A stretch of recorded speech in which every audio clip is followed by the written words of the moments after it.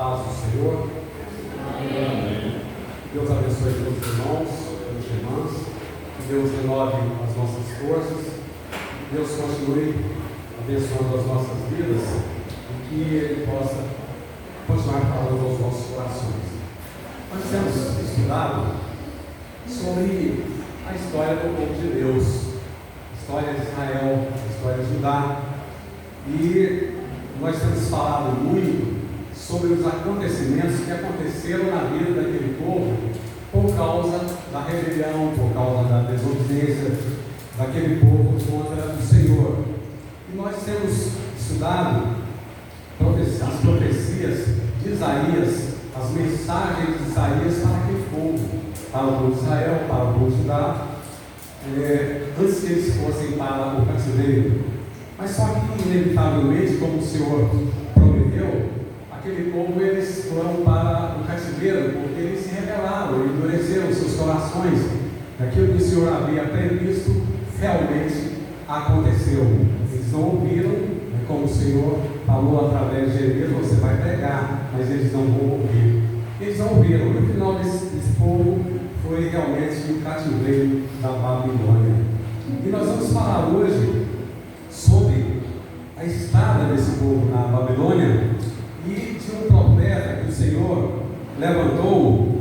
Ele tinha 30 anos de idade quando Judá foi invadida pelo rei da Babilônia, Nabucodonosor, e levou muitas pessoas cativas. Inclusive levou esse que ele se tornou profeta lá na terra da Babilônia. Ele era um cativo, ele se tornou, quando ele estava em Judá, ele estava se preparando, porque ao completar os 30 anos ele poderia se tornar um sacerdote. Sacerdote somente a partir dos 30 anos de idade. Então, quando ele completou os 30 anos de idade, ele estava cativo lá na Babilônia, juntamente com aquele povo rebelde.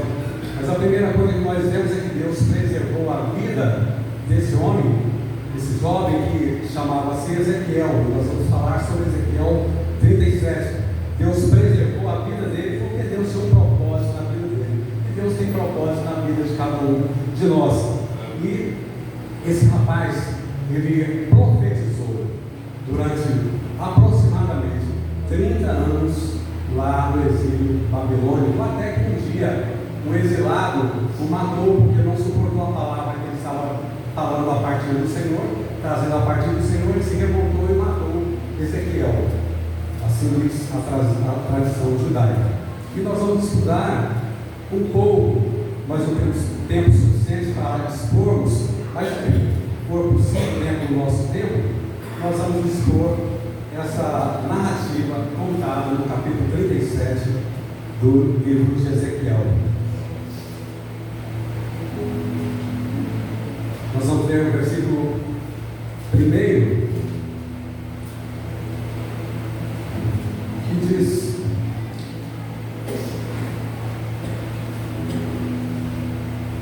a visão de um vale de ossos secos veio sobre mim a mão do Senhor, e ele me fez sair no Espírito do Senhor e me pôs no meio de um vale que estava cheio de ossos. Ele estava no cativeiro e o Senhor o levou em Espírito e o levou a um vale muito grande, e aquele vale estava cheio de ossos secos, sequíssimos mesmo, e me fez passar em volta deles, e eis que eram muito numerosos sobre a face do vale, e eis que estavam sequíssimos, ossos sequíssimos.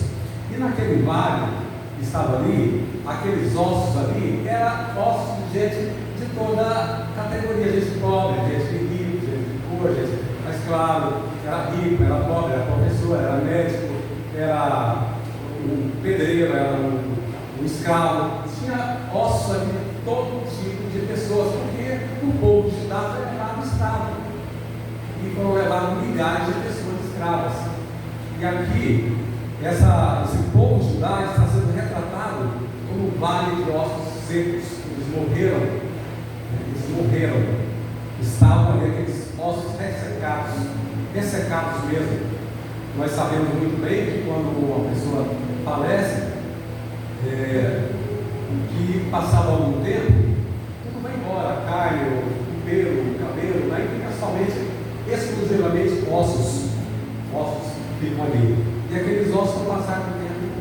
eles vão ficando secos. E quando está jogado no vale, fica mais seco ainda, porque eles ficam ali sujeitos à chuva, ao sol, e vai ressecando e ficando quase uma pedra. E me disse, filho do homem, porventura viverão esses ossos? E eu disse, Senhor Deus, tu o sabes. O Senhor chamando Ezequiel para que ele possa saber que ele é tão somente homem, filho do homem. O que você acha? Esses ossos poderão viver?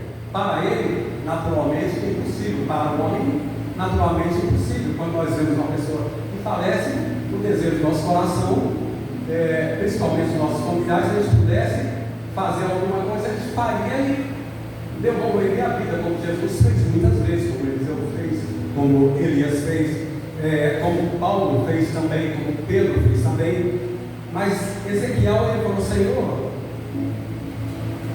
tu sabes, eu não sei, tu sabes, porque ele sabe que Deus é o Todo-Poderoso, ele pode todas as coisas.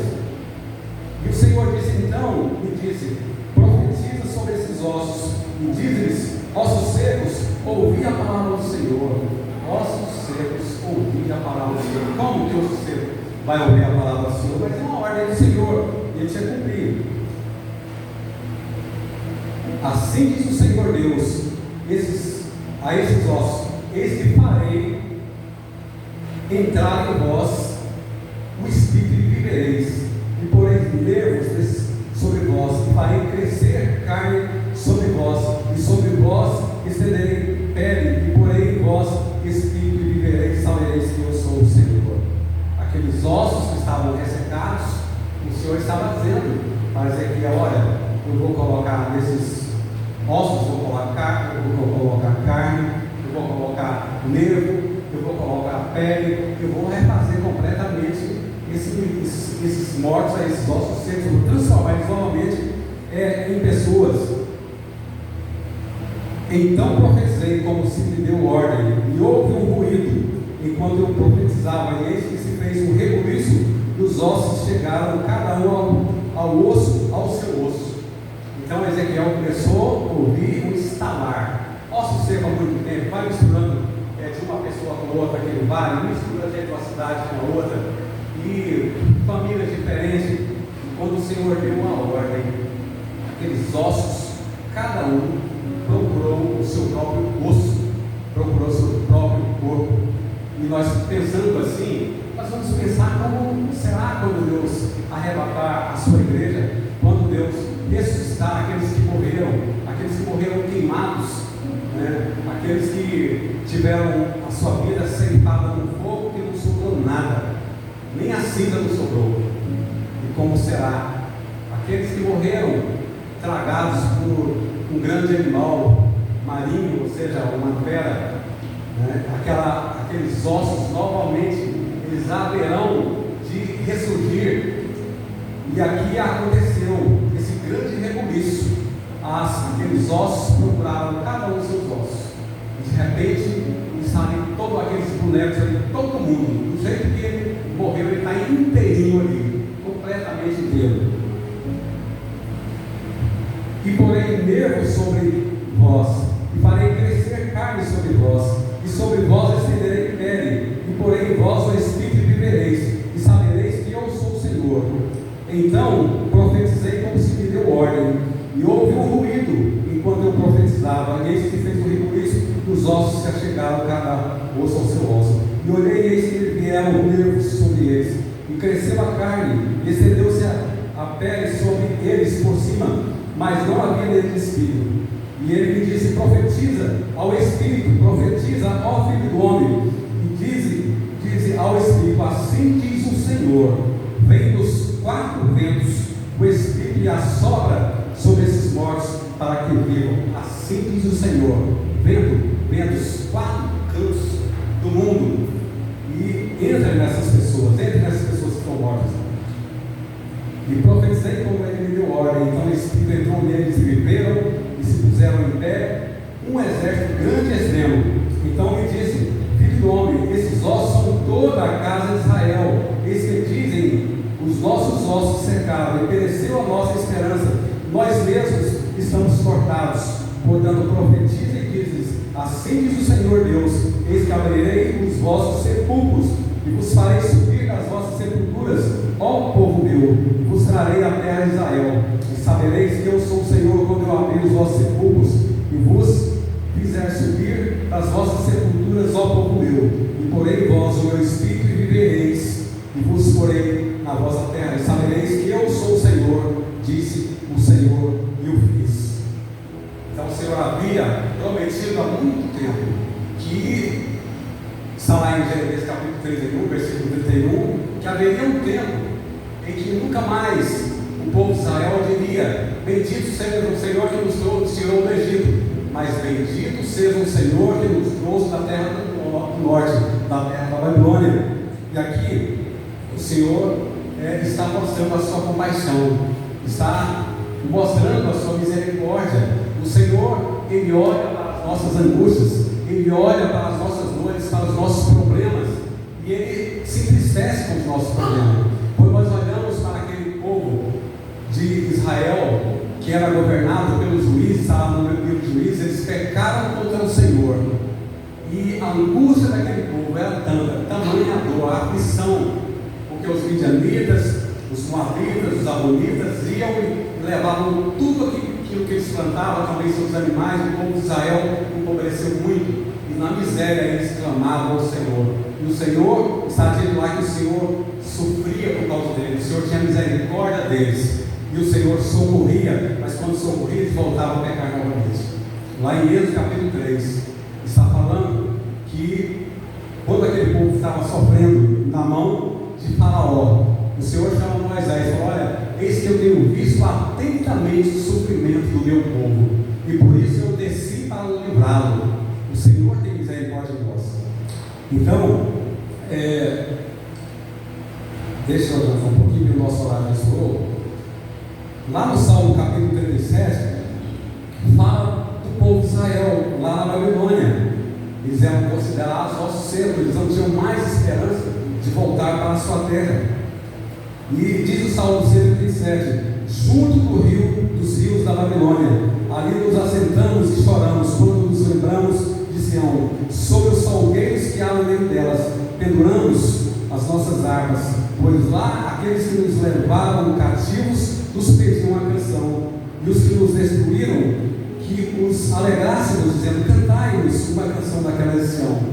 Eles penduraram as suas armas lá, nas árvores de salgueiro, eles penduravam ali e aposentavam as suas armas ali, porque eles não tinham como lutar naquela situação. Eles eram escravos e perderam completamente a esperança, porque eles se sentiam realmente como ossos secos e acabados. Eles sentiam que não tinha mais esperança para eles.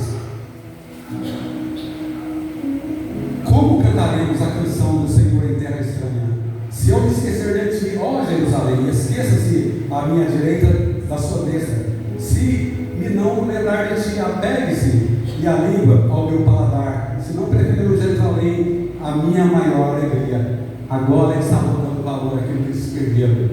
Quantas pessoas que estão numa situação que não conseguem mais voltar atrás, e agora estão lembrando: olha, eu tinha tudo, eu tinha igreja, eu tinha família, e infelizmente eu estou nessa situação, não posso fazer mais nada. Eu perdi um bom emprego por causa de eu entrei numa corrupção, né? Eu perdi minha esposa, perdi meus filhos, perdi tudo. Eu perdi minha saúde, estou no hospital, não sei se saio mais daqui. Perdi os amigos, perdi tudo por causa da minha rebelião contra Deus.